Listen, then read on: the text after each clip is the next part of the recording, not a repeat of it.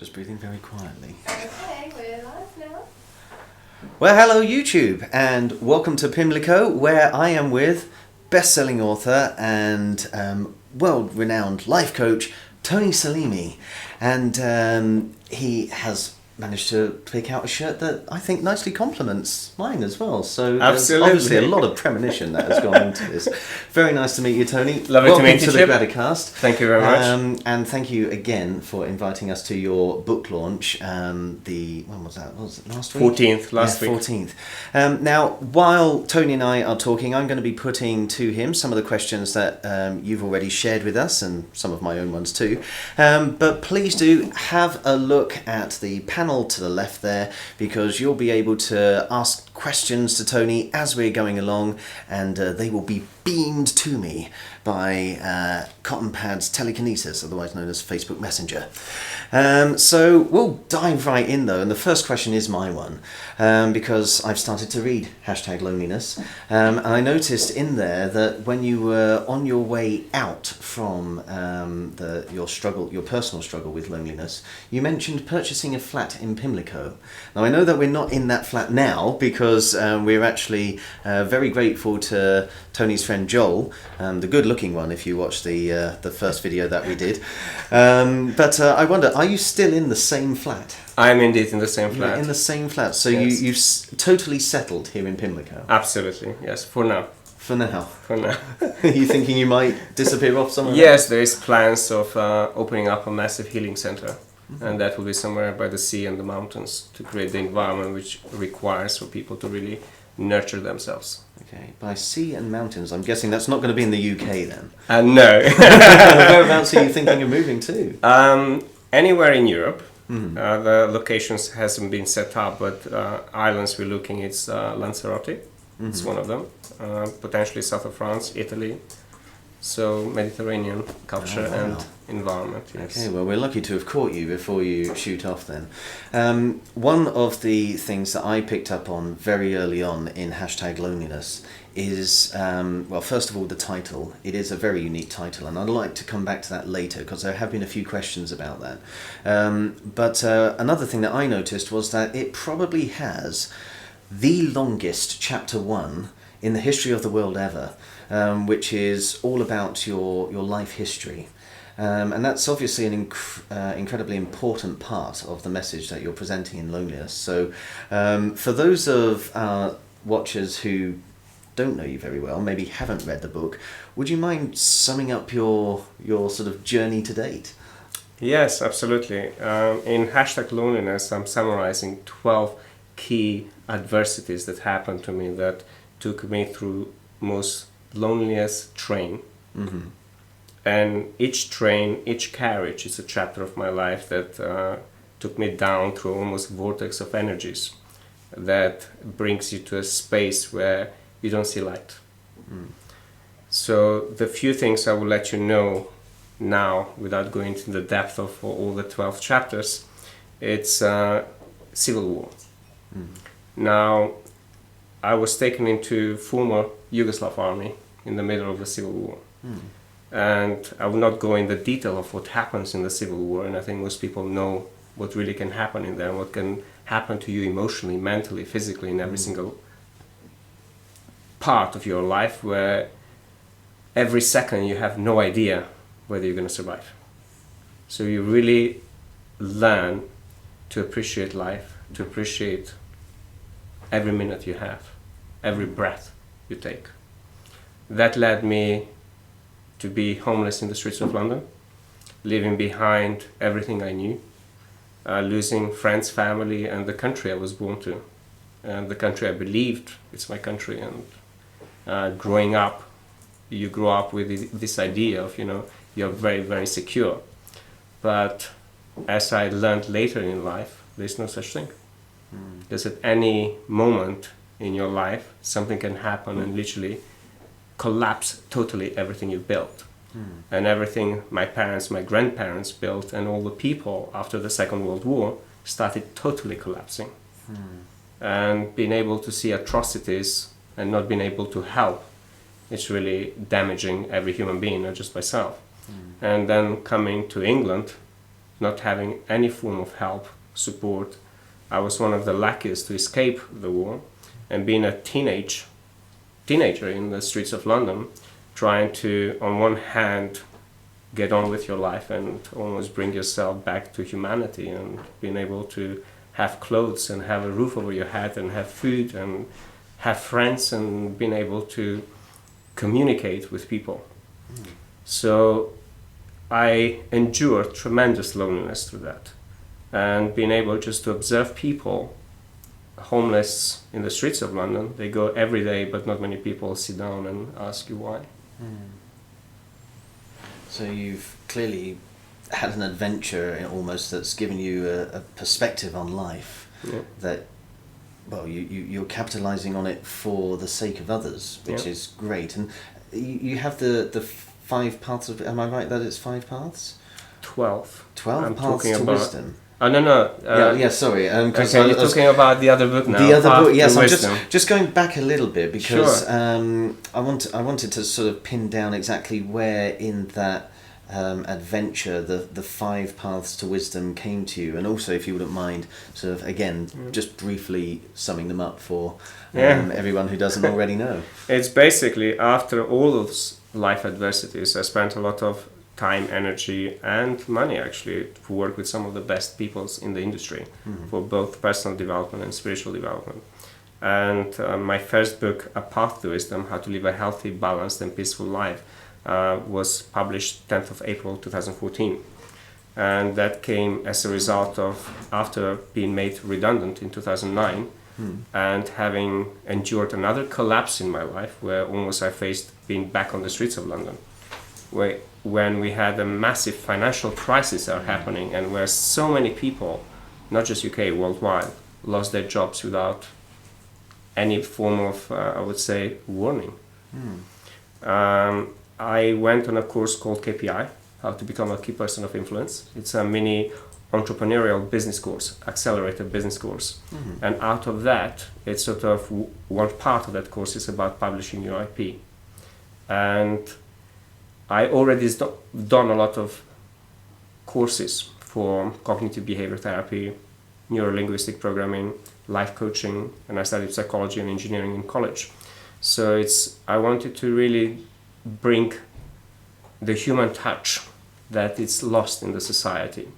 And having worked in the corporate world, and I loved it and I enjoyed it and I created tremendous success, there was this deeper calling inside of me that I want to help humanity. It wasn't anymore about a company. It was about every single human being on the planet, because I believe with the right nurturing, with love, and with the right education, we can move our planet towards more nurtured, crowd-nurtured peace. And we can create resources that everybody feels good. And until we reach in ourselves to make sure every human being is treated with love and respect, we have far to go until we reach that level of awareness which is required for us globally to connect. And then to harness the true power that each one of us possesses, and not treat one of us with labels and create a separation, segregation. The war we see, the terrorist attacks that are happening, the high divorce rates, illnesses that are happening around the world, and we're not really looking at the root cause of what really causes all of this. We just have a facade out there and we share one side of the story. But I believe that in everything that we do, there's 2 sides. And unfortunately, we've been fed through media, through newspapers, only one side of something, and then we get traumatized by the experience. Because it can be traumatizing when you see terrorist attacks, but when you see war, when you see all sorts of stuff. But, what we must ask ourselves is, how are we contributing towards that? How each one of us is really contributing that? Because what I've noticed through my own personal struggles, we never take action until it's in our backyard. We observe. Yeah, I think we're already starting to touch on some of the themes of #loneliness now, aren't we? So I'm just going to back up another little bit, because one of the questions that came in was when we described you as a life coach, which is, I think, one of the phrases that's used on your online literature, isn't it? And I guess one of the questions was, what does a life coach actually do? what do you do? I mean, I've gone above life coaching. because I've integrated so much knowledge and wisdom that I've learned from my teachers.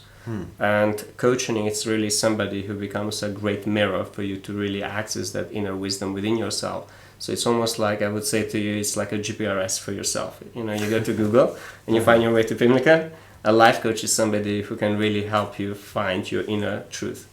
And it's not somebody who advises you, it's somebody who really helps you get to the answers. I see. So you're sort of holding yourself up as a mirror for the person to work out who they actually are. Yes, I mean that is one part of that because of my diverse background, and some people consider me as a polymath because I study many different disciplines. I'm able to help people in all those 8 key areas of life, because somebody could come to me and say, I have a physical illness, and they don't want to go, pursue it, constantly taking drugs. They still want to integrate both the medical science and spiritual science together to help them into well-being. So I'm able to really take them through that path. Other people, like for instance my client and friend Joel here, I helped him both on a personal level as well as on his business, because I have tremendous business knowledge that I can help any company to really resolve many problems within the company. So my work is really diverse. It sounds like it. Yeah. It sounds like you must have a huge body of knowledge as well as wisdom. But do you put it mostly down to wisdom, would you say? Both is required, experience, knowledge, and wisdom. And if you are able to integrate that to help the person and you become person-centered or business-centered, that's where people can get the best out of you and out of the investment that they make. Because for me, when you go and see a life coach or a therapist or whatever it may be, it's not an investment in them, it's an investment in you. Well, when we came to your book launch on the 14th, there were lots of signs up there, almost claiming that you'd identified the problems or the cause of all the problems that you were just mentioning to be loneliness. And in fact, at one point, you had a little video presentation which said it was the cause of disease as well. And some people have asked if you could just elucidate on that a little bit, because in particular, a lot of those who watch the Graticast are very interested about chronic illnesses, and many of them suffer from chronic illnesses. So to sort of attribute this to something that I guess a lot of people just think of as, I don't know, a feeling that you occasionally get, when maybe all of your friends have decided to abandon you and go to the cinema without you, or whatever it is. It sounds like it's trifling. So, I mean, obviously in #loneliness, you take us on a whole journey, which allows us to see past the superficiality of it. But just wondering if you could elucidate a little bit more on just how loneliness is the cause or the root. Absolutely. I mean, so far, we have science telling us, let's say 10 years ago, that the way we are, it's totally dictated by our genes. But the new science in genetics, it's basically has changed that now. Where basically it's sort of we are in a process of having massive quantum leap into medical and spiritual science about how illnesses work. And why is that? Because it's the genes can be modified. So although we all have our own genes, but the way genes are being activated depends on the way you think, the way you feel, the way you absorb your information, the kind of circumstances you've gone through, the kind of life experiences you have, and the kind of programming your body has had. So therefore, all of those can activate set of genes which directly relate to chronic illnesses. And there's a lot of research on that, which is now publicly available for people to read further about that. And I've mentioned some of those in #loneliness. So you clearly see loneliness as being more than just an occasional feeling. At one point in your talk, you mentioned some figures of how many people are single, and I'm not entirely sure everyone who's single would describe themselves as lonely, but are you sort of thinking of loneliness as something bigger than that? Absolutely, it's bigger than that, because we're not designed to be lonely. Right. We are designed to be social, and we are designed to be in contact with one another. Our body does not work as one single cell. It's a trillions of cells working together for us to be able to have this interview and share this wisdom and knowledge. So therefore, majority of the people, when you talk about loneliness, they have this, oh, I'm not lonely. I've got life, I've got this, I've got this, I've got friends, I've got family. But, if you dig deeper behind that, if I were to take you, let's say, on Bond Street, and we sit down in front of a shop of an item that costs £22,000, and somebody goes in and just flash the cards, and they can buy it. But unfortunately, not every person can do that. So therefore, there's loneliness in that the moment that happens, but you don't really associate that with loneliness. And we describe that as jealousy. Or whatever it might be. But if you go at the bigger level of how we are all interconnected, and in that connected world, the information is always shared, but not everybody is aware.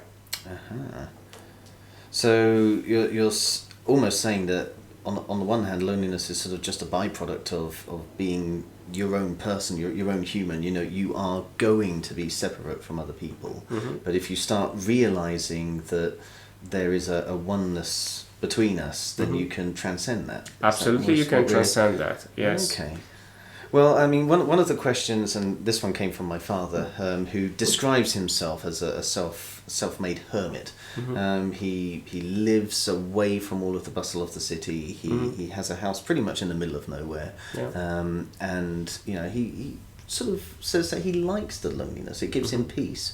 Would you say that what he's actually experiencing there is not actually loneliness? Well, without really knowing your father and really sitting down in here and really taking him through a process, I won't be able to give you a clear answer or a clear cut about the question. But what I can say is also loneliness is required for us to heal. We need that space for us to be able to go through the emotions of calming down. Like we just mimic the nature. If an animal is hurt in nature, they withdraw until they're healed, and they go back and they hunt and do all sorts of stuff. So loneliness, that's a different kind of loneliness. We're talking about the space where we want to take time to be in peace with ourselves. Right. But even in that, if we truly connect to who we are, we're not lonely. So you're saying that almost loneliness is a bit like an early warning system to be aware of what's going on in your life and give yourself time to heal and find your way through adversity. Yes, we would not survive as species if we were to live our lives lonely. It's it's designed for biological reasons and for the evolution of human consciousness for us to be connected.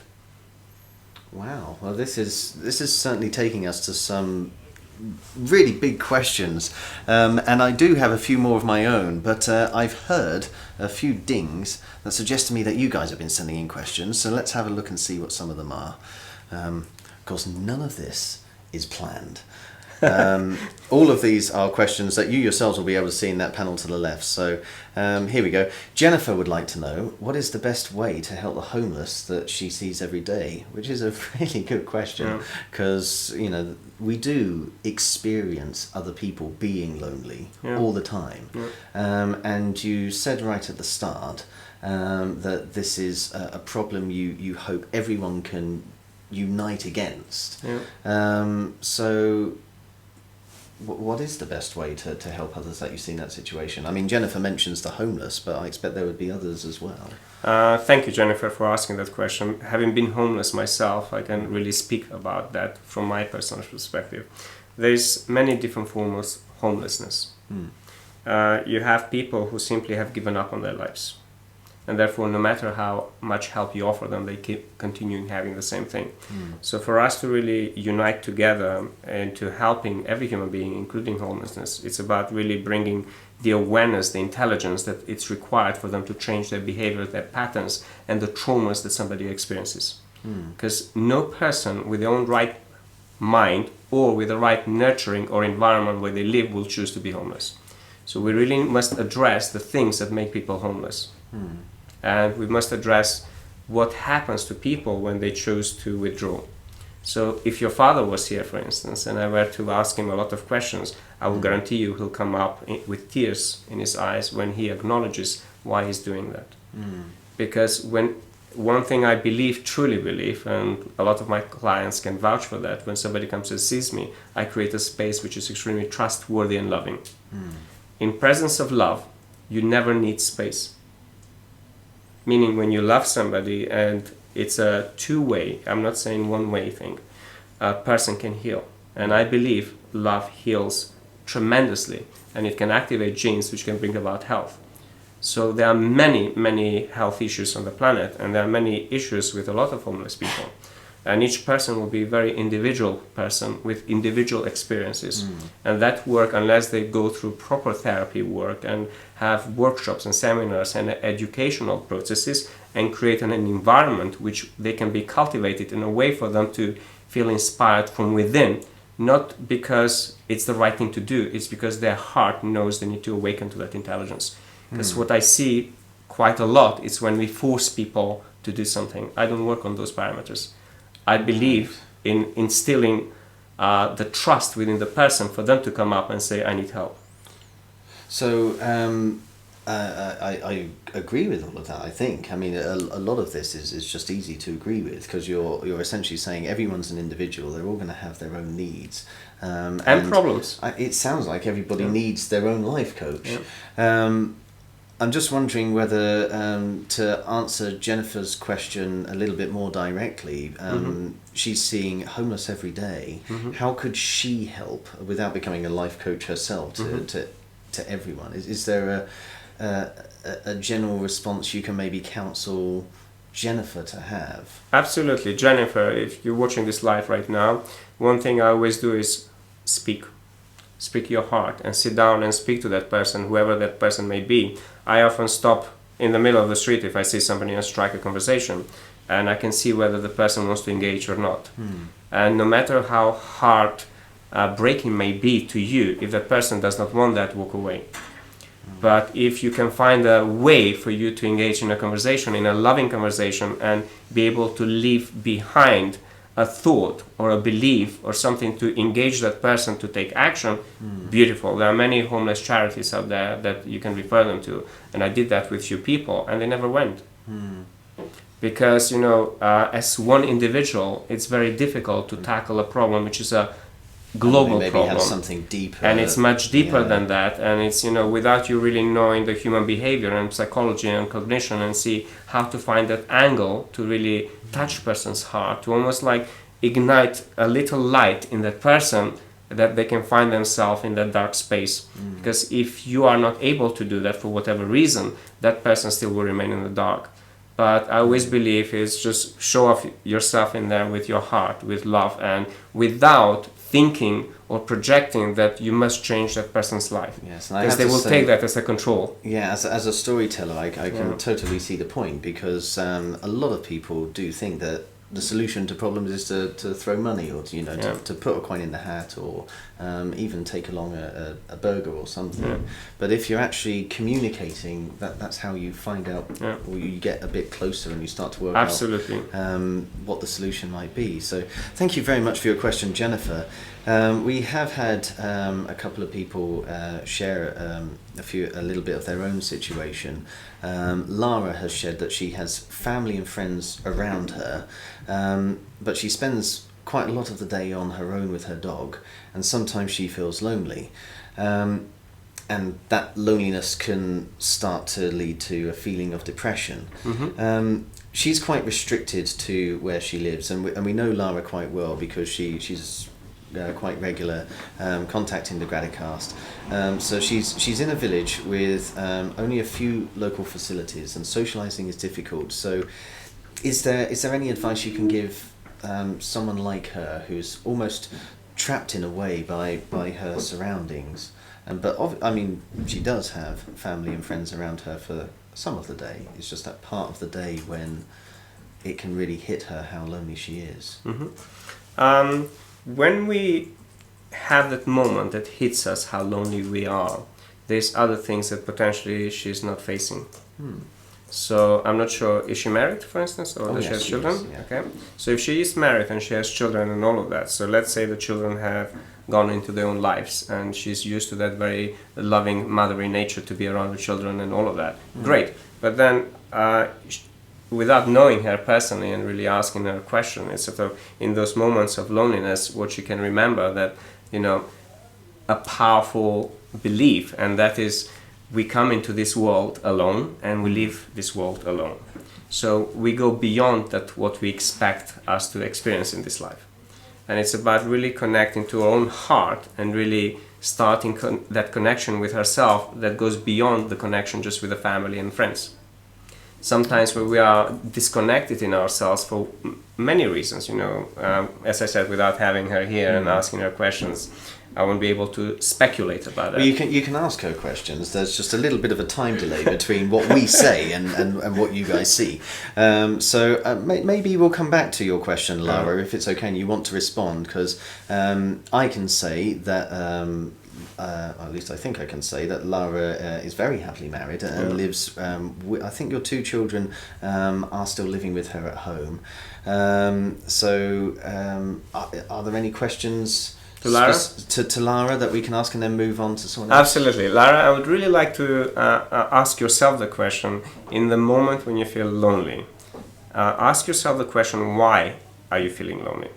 Is it you missing your children? Is it you missing your husband? Is it you missing the laughter? Is it you missing a connection? Mm-hmm. Is it you missing a social diversity where you are isolated and you want to have a night out in London with your friends? Mm-hmm. There's always a reason why we experience that loneliness. Sometimes it's not as easy to identify it, but I would like you to really step, if you can do it right now, stepping into yourself and access that part of yourself that feels lonely, and what is the message it's telling you about you and your loneliness. So there you go, Lara. If you can send us the answer to that, we might be able to get more from Tony for you. And just to give you an idea of just how long the gap is between what we say and what you see, we have just had some thanks come in from Jennifer to the first question that you answered. So again, thank you for your question, Jennifer, and thank you for your thanks. Thank you. We've had a question from Mercedes asking, despite all of the darkness in the world at the moment, the dark world crises, do you believe we are heading closer to a cleansing phase, increasing light? Well, Mercedes has quoted Plato calling this the golden age. Do you believe we are heading towards something better? It's a question for humanity. And Yes, unless unless we awaken collectively, that's not going to happen. And what we can do is basically, no matter what we do in life, we will always have the polarized way of living our lives, which means we will always have the darkness, we will always have the light. Now, as we evolve through the stages of evolution, as more people are aware of the power that each one of us carries, we can create a better society, that's for sure. The options is there. The question is, we already have so many different ways of thinking globally that for us to really think this utopian way of living, I think is just an illusion for most people creating that, because no society ever has that created, and there's no record of such society in human history.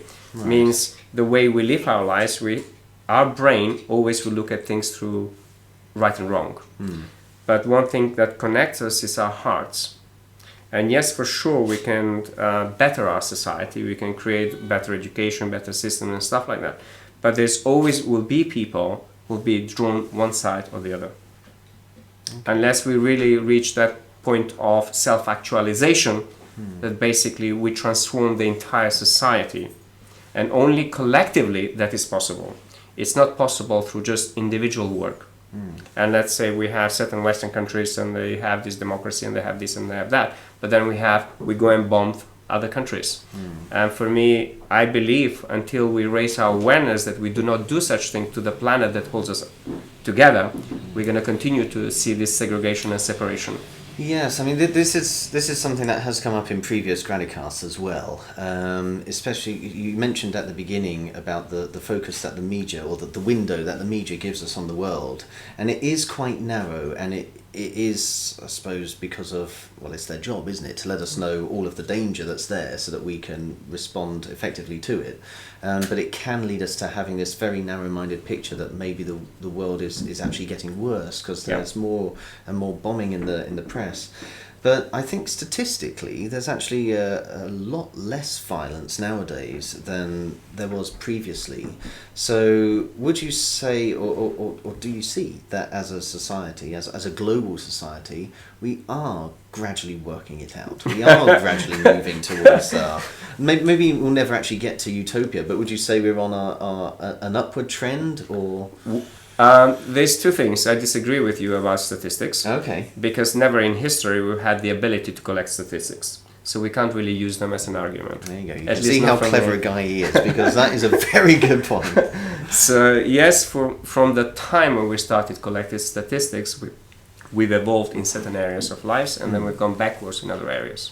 Now, if we look at the evolution of the planet and human consciousness, and if we look at technology, I started, my first job was to connect offices, like point-to-point offices, and that was done on a 256K modem to dial up, and this is not far ago, it's like 1998. So in less than 20 years, we've evolved to such an extent that it's, for most young people, they cannot even relate to the life the way I grew up.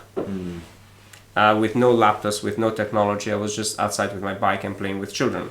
Now, with evolution of technology, while we can communicate and share this podcast and talk to people around the world and being able to inspire and share education and content, rich content. On the other hand, we also, if you look at the massive problems that are being generated, and we're not even capturing that. We're not capturing the amount of anxiety gets created as a result of social media. And if we are able to capture the statistics of the side effects of using technology, people will be shocked. And hence why a lot of people, whilst I love technology, I'm a technologist myself and a scientist, on the other hand, I take time off. So it requires a very, very good balance to be able to really evolve at a level that basically we see collective good happening around the world. And as a result of technology, there is so many people who inspire me. There is an entrepreneur, a billionaire Indian entrepreneur in America, is creating technologies that basically with cycling at home, you can power up the entire house for the 24 hours. That's absolutely astonishing and amazing. That is. So, and we can have so many homes around the world, people just getting slim and powering up their own houses.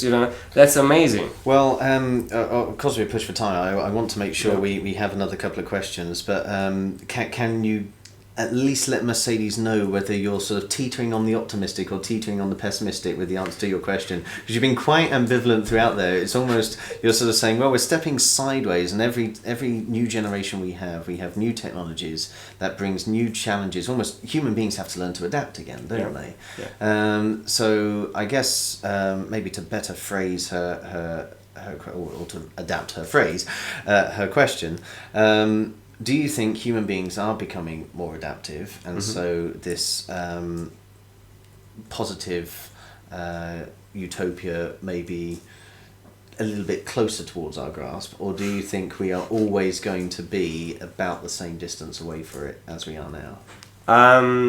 I believe that... Bearing in mind, this might affect your book sales. That's okay. I believe that while we are in this polarization, we are actually taking the planet good or bad. But the more people who awaken my entire wisdom and the work that I do, it's actually helping people center themselves and be in balance. Meaning we cannot tell ourselves we are better off on this side and then ignore the bad sides of whatever we are better off, and vice versa, saying we are worse off in here but we don't see the benefits.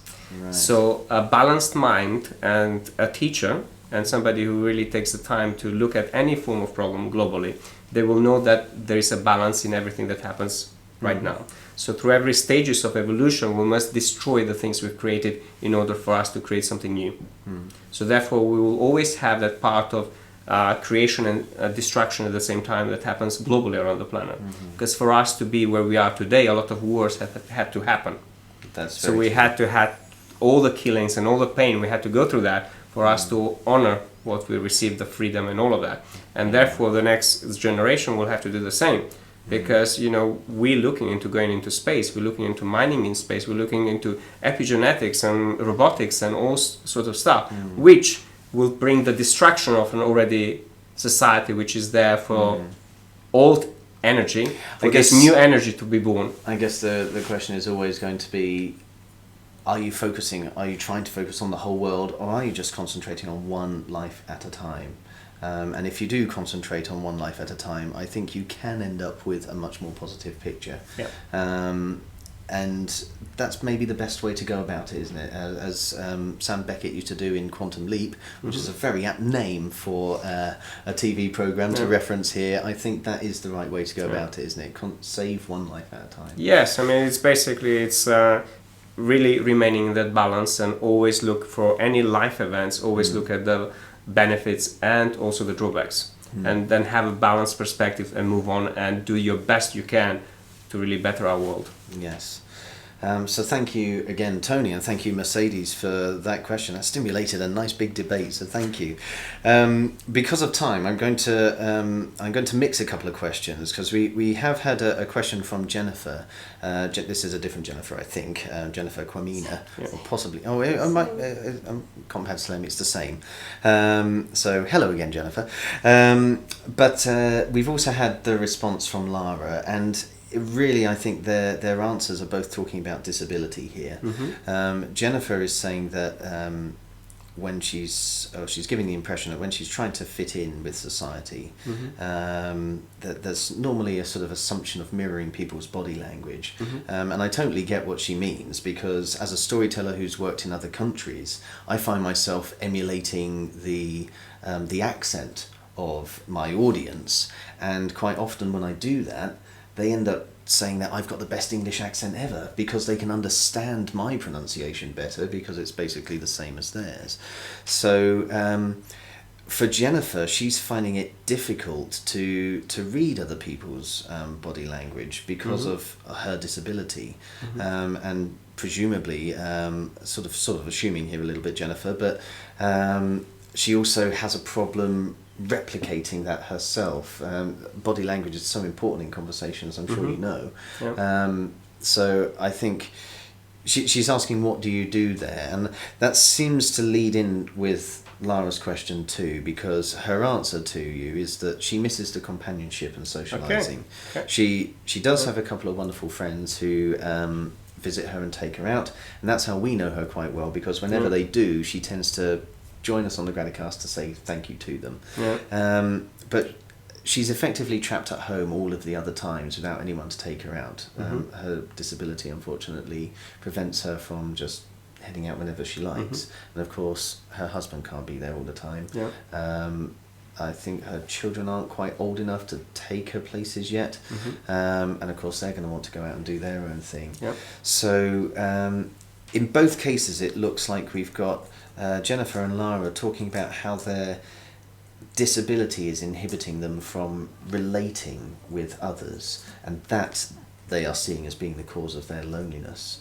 So having just nicely just sat here and sort of soaked all of that up like a sponge, how would you respond to those two? First of all, to both of you, thank you for sharing your questions and your disabilities.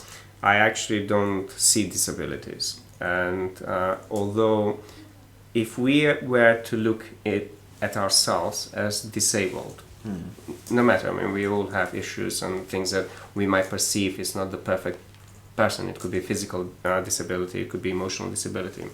Now, when I work with my clients, I get them to self-reflect. I use something very simple, which is, do this for me. Okay.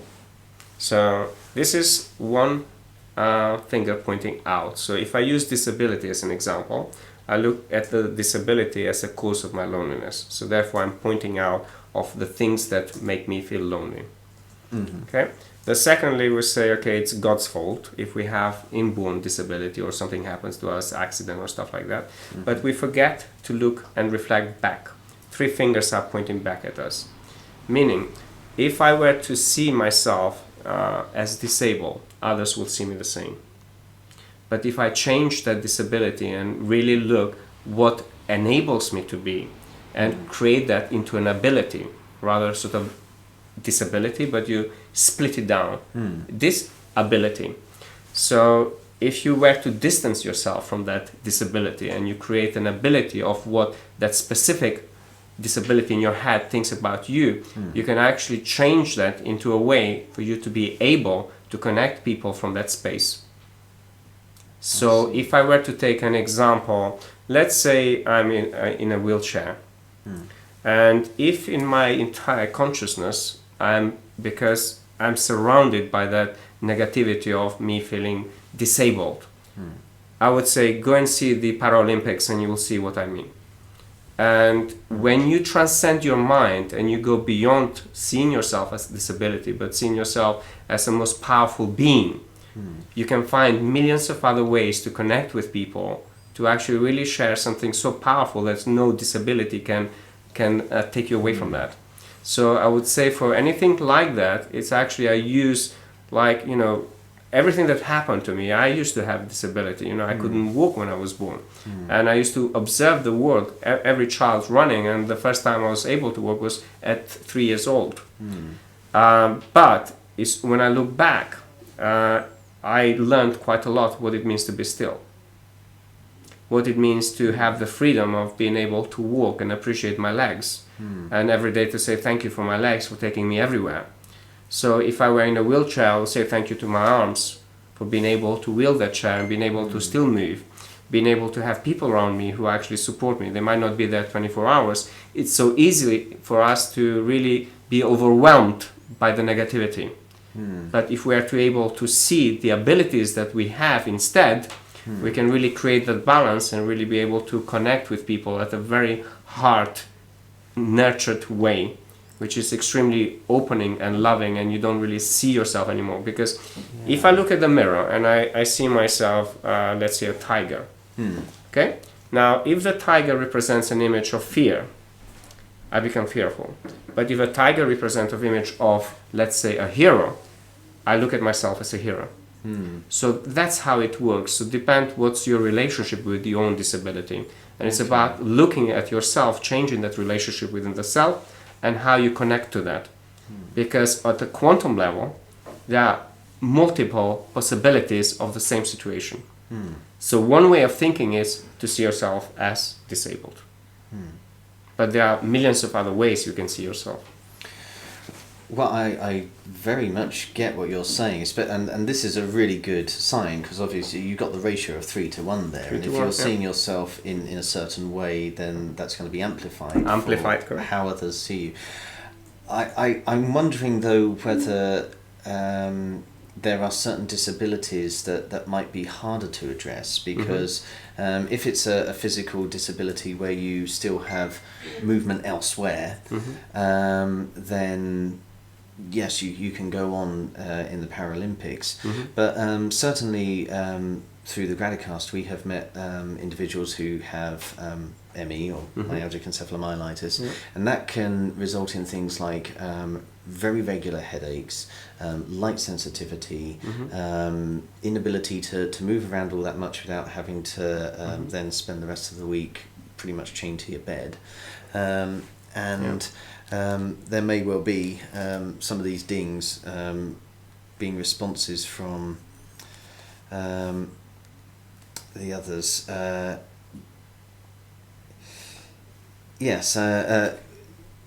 We've got Lara coming back and saying when she's in a wheelchair she used to feel distressed about using it, but now she thinks of it as a tool for freedom. Fabulous. Which is Thank you, absolutely Lara. everything that you were saying.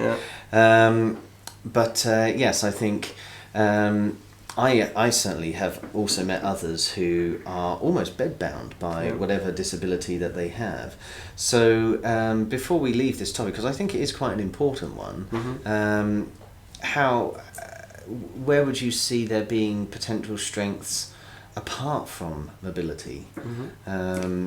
Because I think Lara's very much taken to heart everything you've said, which is great, and I hope Jennifer has too. But for others who maybe can't even get in a wheelchair, would you have a direction that you can point them in? Yes, there are many ways of actually addressing different illnesses, whether it's the mental, physical, emotional, financial, and all of that. So one thing I always say to people, no matter what you're experiencing, instill the belief you're a powerful being. and we are powerful beyond what our mind can ever conceive. And therefore, what I said earlier on, we are heading towards a massive quantum jump in medical science. So it's sort of our genes can activate and deactivate at will. So anything that happens to the body, let's say the illness was developed later on in life, yeah? There's something that activated that. And unless they really go back, perhaps they work with their own therapist or healers or with their doctors, whatever, and being able to address it in a way that they can reverse that process in themselves. Because I believe with all my being, love heals. And I believe when people are surrendered in that kind of nurturing, and I work with some doctors, which you must have met at my book launch, to actually create alternative hospitals where basically you have both the conventional medicine available and other people who can sit down and talk to a person and really understand why they are in that situation in the first place. Being able to bring them at the root cause of what the illness is about. Because whilst I appreciate medicine, it does amazing work, I also have seen tremendous evidence globally for people being able to get back into their health through alternative methods. And I speak that for myself and for many people, because it wasn't the medical people who got me back into life. It was through alternative healers and teachers that helped me really blow my mind about how a man who's never been to medical university can actually touch me and I feel amazing. Touch me, I can feel vibration, you know, I can feel things that people would think, oh my God, this is not possible. But that you see the result. And at some point in my journey, which I speak about #loneliness and in Path to Wisdom, I surrendered to something that goes beyond what my mind can conceive. So therefore, if the person's health is extremely important, it's extremely important for them to instill the belief that they can do something about it and not give up. Because what I see with a lot of patients and a lot of people who seek healing, especially for that, coaching to help them through health, and I've helped people through cancer, through leukemia, through all sorts of illnesses, they come to me. Although I'm not a medical doctor and I don't claim I am, I have tremendous understanding about what really causes things. So for people who are sufferers in any position, I would advise them, one, it's actually whether it's through meditation, taking time to use the power of breath, you know, just breathing a day properly, they can actually instill a lot of oxygen that can help the body. You mean actually thinking about it, yeah. So really bringing yourself to a vision that you are in that perfect health. Because most people, when they come to see me, they sit in there and I ask them, how can I help? And they start telling me. And then a lot of the things that they've already are used to, they will never say to me. So I will look at the person with glasses and I say, is there anything else you would like to heal, for instance? And they say, no, I'm okay. And I said, so what happens to your eyes? And then they start telling me the whole story. Because they're used to that. They're used to saying, okay, I've lost my eyesight, I'm not going to do anything about it. So they create a whole belief of acceptance of something which basically can be reverted. So it's sort of a mind shift first. And nothing that you can try physically is going to really help you. I mean, it's always going back to the homeless question that we were discussing earlier, isn't it? Someone who is homeless isn't going to be helped unless they first are ready to accept that help. And a lot of what the Graticast has seen, a lot of what we've seen on our adventures on the Graticast has sort of borne out the truth to that. I don't know if Alice is watching, but Alice is someone who we've interviewed before who does have ME, and she is confined to the upper portion of her home. But she uses social media as her strength to connect with others and send positive messages out to others. So if she's sending positive messages out, then you know that ratio thing is well, she was a pleasure to meet, and I'm sure she's a pleasure for everyone who knows her. So I think that is a wonderful way to sort of segue into our ending, because I had noticed in your talk that you started with something like 10 minutes of thank yous, and in those thank yous you pretty much thanked everybody, and by everybody I mean everybody, because as well as thanking all of the people who helped us or helped you rather, on set up that book launch. You thanked us, you thanked our parents for helping us to be there, and I think by the end you'd basically thanked every living creature in the universe. So clearly thanks is an important part, and we've seen throughout everything that you've said today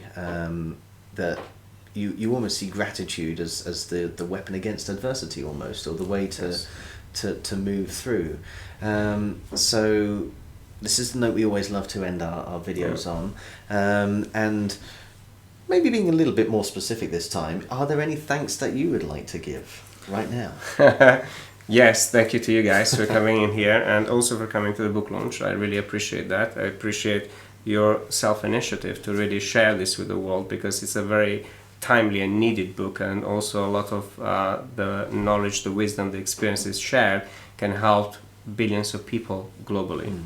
I would like to say thank you to Joel and his company Vandercom, because they've helped me quite a lot into bringing this world and the work of Path to Wisdom through audiobooks, through the recording, through literally seminars, talks, being at the book launch. But frankly, the gratitude, I see gratitude, speaking your truth, and love as the three greatest healers on the planet.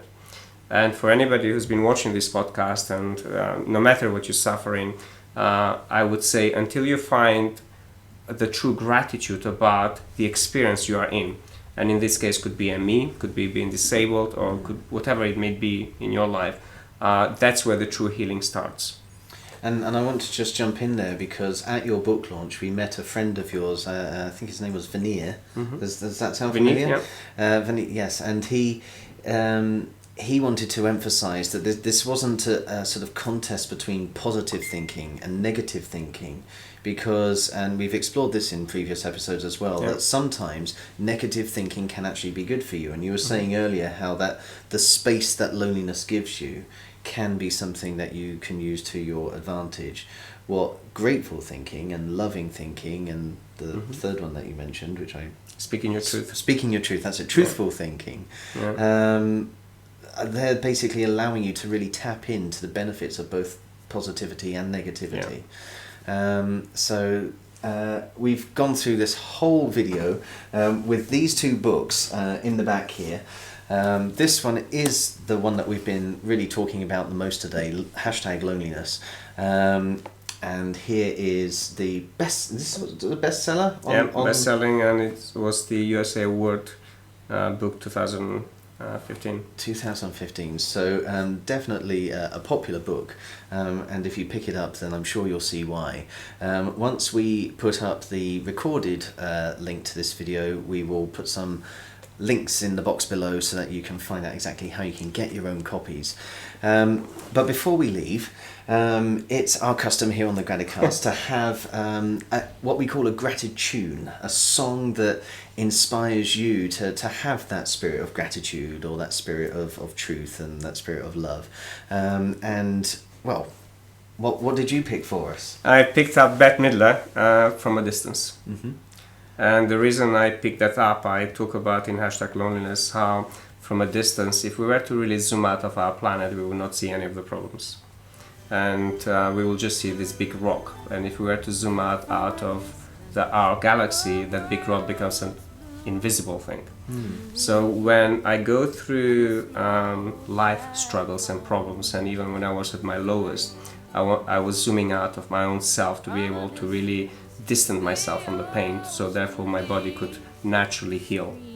And from a distance, it's really, we can observe somebody from a distance and it looks all shiny and glory, but as we approach them and as we get to know them, we really can understand the true path that they've gone through. But for me, that goes beyond that. It's not about the person, it's about yourself. And being able to really reflect those words, those three fingers, and listen to the words from a distance about yourself, not about other people.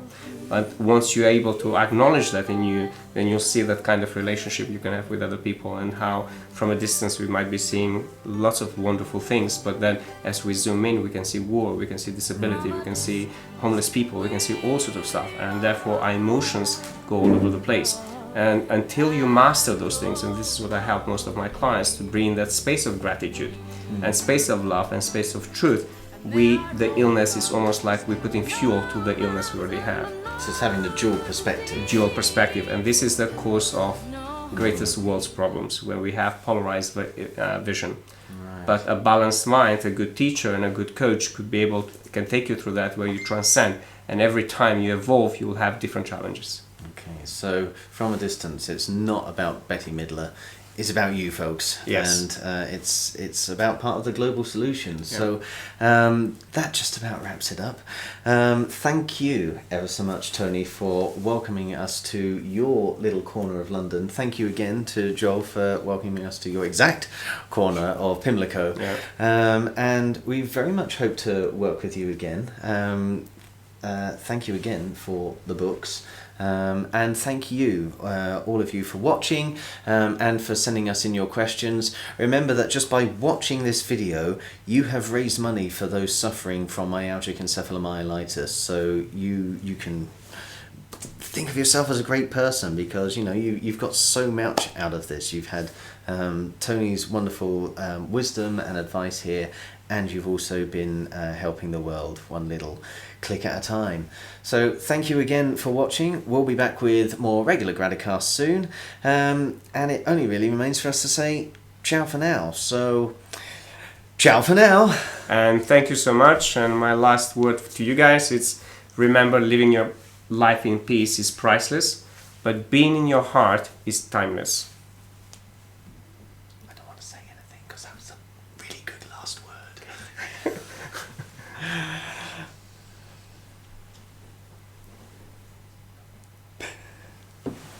Let's finish on my handshake. Or a hug even. Thank you. Thank you. How was that for you? Now we can have the tea. Yes, now we can drink the tea. It's probably stone cold now.